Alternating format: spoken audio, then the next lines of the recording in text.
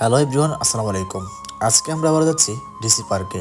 আমরা যখন 2024 ফেব্রুয়ারি মাসে ডিসি পার্কে গেছিলাম তখন ছিল ডিসি পার্ক একরকম, এখন হচ্ছে কি অন্যরকম। তো চলুন তাহলে দেখা যাক 2025 সালে ডিসি পার্ক কেমন সাজানো হয়েছে। তো অবশেষে আমরা চলে আসলাম ডিসি পার্কে। এখানে এত বেশি গাড়ি, মানে এত বেশি পিকনিক বাস এখানে আসে যে আমরা আসি এখন 2টা বাজে। টিকিট পাই নাকি এখনো সন্দেহ। তো তারপর চেষ্টা করতেছি দেখি টিকিট পাই কিনা। এত বেশি মানুষ, আসলে টিকিট পাওয়াই অসম্ভব।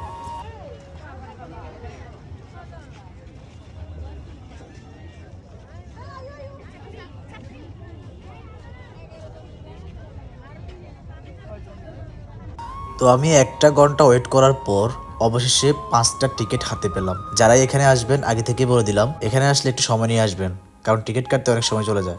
চলুন তাহলে ঘুরে দেখি কেমন করে সাজানো হয়েছে 2025 এর ডিসি পার্ক।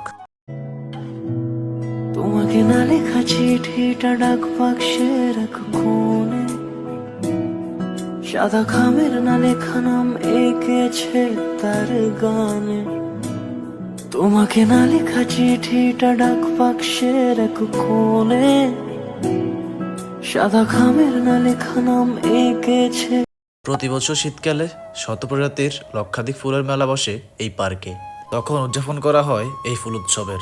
এই ব্যতিক্রমী ও দৃষ্টিনন্দন ফুলের উৎসব দেখতে লক্ষাধিক দর্শনার্থীর আগমন ঘটে। 2025 সালে চট্টগ্রাম ডিসি পার্কে মাসব্যাপী ফুল উৎসব শুরু হয়েছে 4 জানুয়ারি থেকে।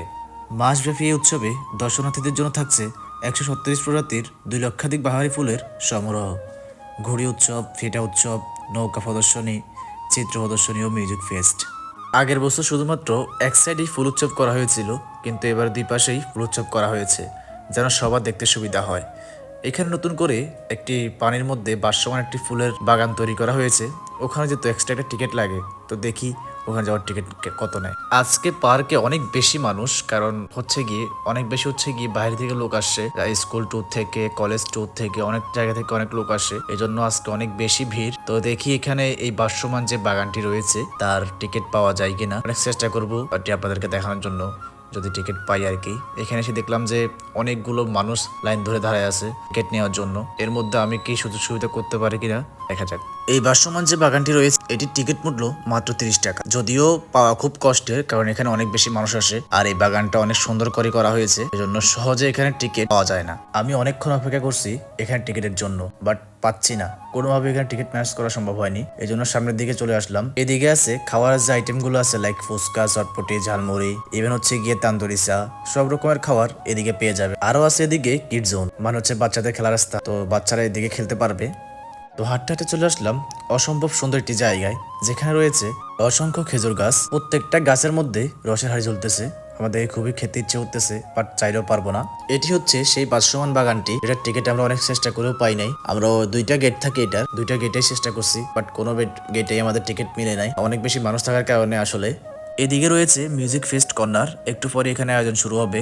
অনেক মানুষই বসে আছে দেখার জন্য, বাট আমরা কোনো রকম কোনো চেয়ার খালি পাই নাই, এজন্য দাঁড়ায় আছি। তো আমরা এখানে বসবো না, আমরা গিয়ে ফ্লাওয়ার গুলো দেখবো।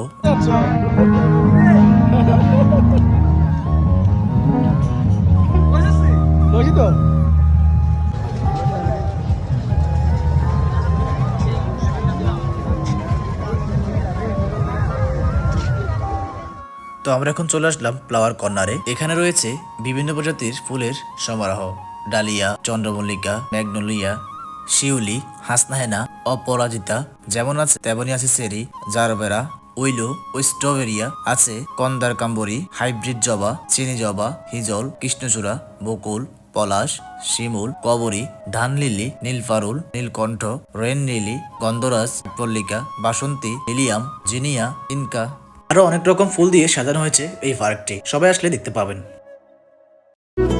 একা চিঠি একা একা,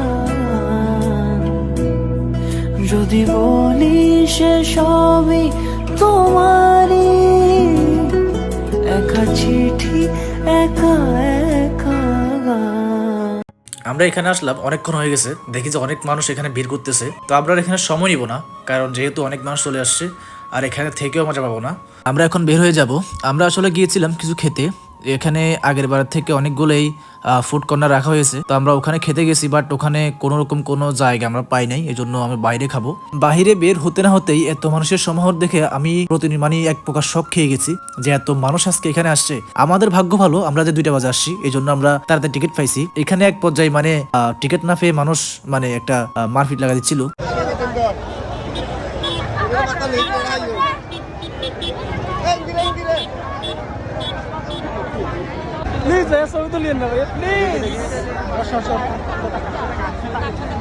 অনেক কষ্টের পর আমরা বের হয়ে আসলাম। এই রোডটা একেবারে জ্যাম হয়ে গেছে, মানে অনেক বেশি মানুষ এখনো আসতেছিল।